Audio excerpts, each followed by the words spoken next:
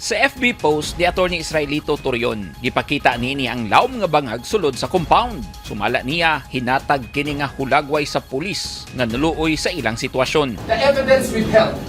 Evidence, when you withhold evidence, I have been trying, you know that. I think 3 days ago, I issued a challenge to you.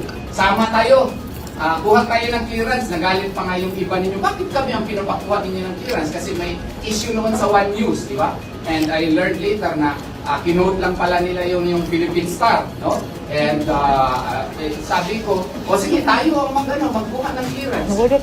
Walang reply hanggang ngayon. Kaganihang buntag, nagpatawag og press conference si Police Brigadier General Nicolas Torre III, ang hepe sa PRO 11. Gihagit niini si Attorney Torion nga pamatud-an ang iyang mga aligasyon mahitungod sa pagpangabkab. Allegation letter ni Attorney Torion yan, let him prove that. Wala akong sinasabi muna dyan sa mga bagay na yan, sapagkat yan ay allegation nila. Let him prove it. Sa press conference hub nga gipatawag sa KOJC karong hapon September 3, 2024, gidawat ni Attorney Torion ang hagit ni Police Brigadier General Nicolas Torre III. Kaya nga, kung gusto ninyo, sama tayo later na pasok tayo doon sa isa man sa atin o magtawag sa atin or kami ni General Torre na lang, no? Kami ni General Torre, sabihin nyo, 4 o'clock in the afternoon, magkita kami dito, sama kami doon dalawa, no? At kung papayag siya na nandyan yung media, okay ako, no? At challenge accepted.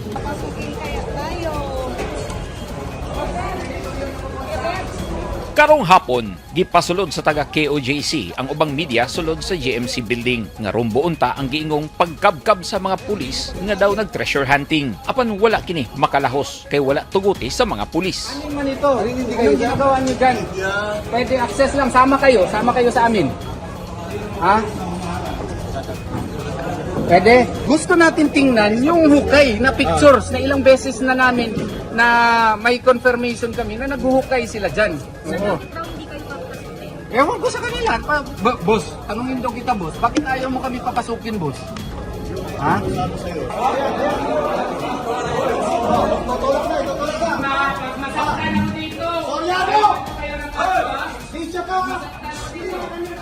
So, ako naman ay reasonable. Klaro na hindi tayo binibigyan ng access. And it is very clear that what they are doing there is really illegal. So, salamat po. Hindi na ako mag-insist. No? Salamat. Natingala sab ang PRO 11 nganong adunay daghang kwarto sa building nga pulos babay ang nagpuyo. 99% of all those rooms, sinasabi nila, ay okupado ng mga babae. Wala pa ako nakita ron ng barracks ng mga lalaki. Kahit hanggang doon sa baba, yung basement nila na parang pigsty, mga babae pa rin na doon. Ilan na ang mga lalaki. So, nag-prepare kami ng mga WCPD investigators. Nasakitan si Torion kay ang nasulod sa mga pulis ang Bible School nga naa ang quarter sa mga babaeng trabahante. They have been conducting an inclusive search. Maski saan na lang ilang beses na. Kagabi nga, may commotion pa. Kasi yung mga pulis pumunta doon sa may Bible School na quarters, private quarters ng mga babaeng workers. Ilang oras sila doon? I had to call Colonel Marantan. Sabi ko, Colonel, ano na ba ito? Akala ko sigurado kayo sa heartbeats ninyo na nandyan. Dili na makahatag og timeline ang PNP kung hangtod kano sa sila magpirmi sa KOJC compound aron ipatuman ang warrant of arrest bato kang Pastor Apollo Kibuloy o mga kaubanan niini. Pero determinado gyud si Police Brigadier General Torre III nga anaa gyud sa sulod sa compound si Kibuloy nga na-detect sa ilang life detector.